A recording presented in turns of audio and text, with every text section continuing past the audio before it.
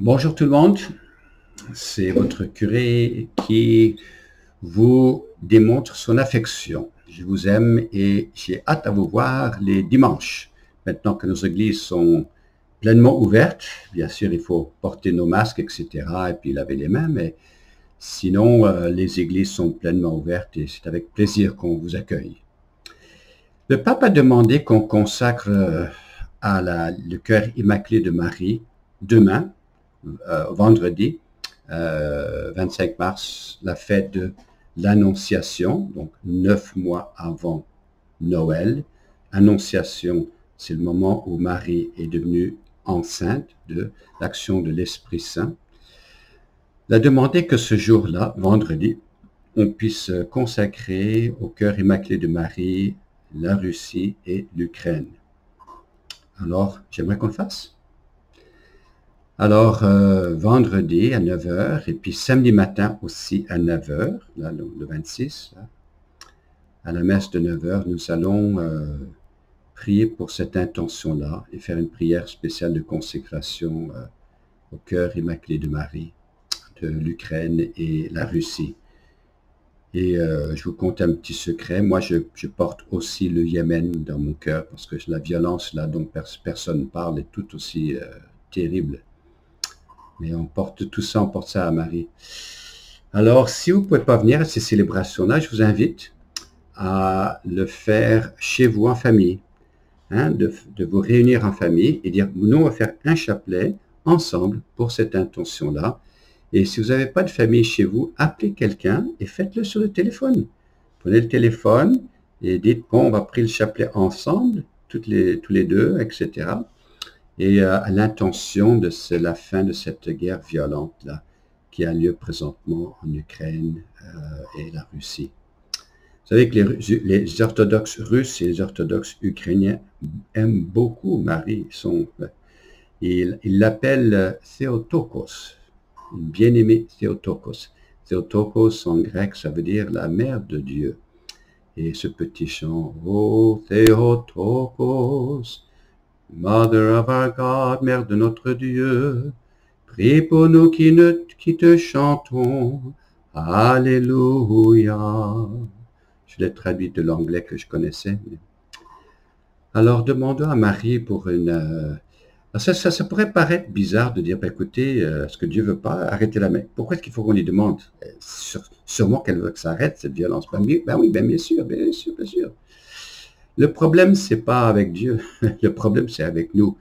C'est que son plus grand cadeau, on pourrait dire que Dieu est le plus grand risqueur de tout. Il a risqué en nous donnant la liberté de choix. Alors, et il ne veut pas toucher notre liberté de choix. Si on choisit contre lui, si on choisit de la violence, si on choisit la méchanceté, il ne nous arrêterait pas. Alors, c'est sûr qu'il nous a donné une conscience qui est toujours en train de nous pousser à faire le bien. Il nous donne sa grâce de l'Esprit Saint pour nous pousser à faire le bien, mais jamais il retirera notre liberté de choix. Alors, c'est tout un drame, ça. Si Dieu nous a laissés libres de choisir le bien ou le mal, ben écoute, c'est que si je donne un exemple, imagine une jeune fille qui aime beaucoup un jeune homme, elle dit « Je t'aime, est-ce que tu veux me marier ?» Et le jeune homme dit « Je t'aime pas. » Ben écoute, la jeune fille, elle ne peut pas le forcer, hein. Elle aimerait bien le forcer, mais elle ne peut pas. Parce qu'une des qualités du vrai amour, c'est la liberté.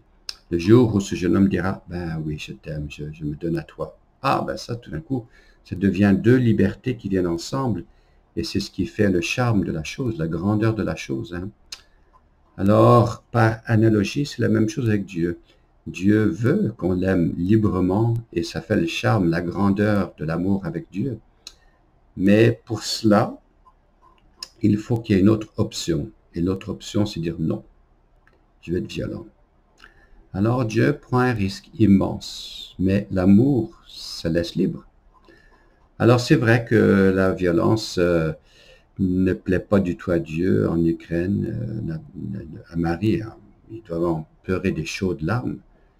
Alors consacrer au cœur immaculé de Marie, c'est quoi? Ben, c'est que Dieu veut que toi et moi, qu'ensemble, on participe au salut du monde. C'est ce que Dieu veut. Il veut qu'on participe au processus. Hein, Saint Paul dit, je porte dans mon cœur, dans mon corps, ce qui manque à la souffrance du Christ, et je complète dans mon corps, ce qui manque aux souffrances du Christ. Imagine que Saint Paul dit une affaire comme ça. Hein, la première lettre aux Corinthiens, chapitre 4, et l'autre, je ne me souviens plus exactement, c'est vrai que je vérifie là, mais il dit ça, ben c'est parce que Dieu veut que nous participions dans ce mystère de la croix. D'ailleurs, c'est ça la Semaine Sainte, on participe à l'action de Dieu. Pour quelques petits points, la Semaine Sainte s'en vient. Dimanche des rameaux, je pensais qu'on avait des rameaux, mais apparemment, il n'y a personne, aucune paroisse qui a des rameaux, parce que bon, avec la Covid, là, ils n'ont pas pu les couper, les branches, etc. Alors, pour Dimanche des rameaux, dans quelques semaines, là, je vous invite à amener une branche de chez vous. Ou si vous n'avez pas de branche, allez couper l'arbre du voisin et prenez toutes les branches et amenez-les à la paroisse, comme ça, on aura tous. Vous me connaissez, hein? Non, je fais des blagues là, mais alors prenez quelque chose de chez vous, une petite branche là, et puis on va bénir ça. Et puis ça serait peut-être encore comme l'année passée, une sorte de réflexion personnelle du dimanche des rameaux, d'une branche qui vient de chez nous, qu'on gardera chez nous, en souvenir de cette année. Hein. Alors dimanche des rameaux, la semaine sainte, là on va faire beaucoup de choses ensemble avec Sainte Suzanne. On fera ensemble la fête du Jeu des Saints et de la Vigile pascale. Ça sera Jeudi Saint à Marie-Anne-la-Paix, la Vigile à Sainte Suzanne. Et le vendredi à 3 heures, ça sera dans les deux paroisses. Hein. Et puis aussi, on fera chemin de croix dehors, dans la rue. On va commencer à 10 heures le vendredi, à 10 heures du matin à Sainte Suzanne. On va marcher de Sainte-Suzanne jusqu'à Marie-Reine de la Paix, en passant probablement par Lalande, la rue Lalande, là. OK? Et puis, la Pentecôte, on fera ensemble aussi, mais ça, c'est beaucoup plus loin, là. Alors, on vous souhaite une excellente continuation du temps du carême. Ça achève bientôt. La Semaine Sainte s'en vient. Alors, la dernière chose auquel je pense là, c'est que dimanche soir qui s'en vient, tous ceux qui sont passés par Alpha, on vous invite à venir à cette messe-là. Ce sera ce qu'on appelle une messe Alpha. Ce sera une occasion d'être ensemble, de rire ensemble, de partager un peu notre foi ensemble. Donc c'est une excellente fin de semaine là, et on demande à toi, Marie, Vierge Marie, on implore et on s'unit à tes larmes de voir cette violence en Ukraine, en Russie. Et on implore une fin à cela. Touchez les cœurs de tous ceux qui sont responsables, qu'ils puissent cesser.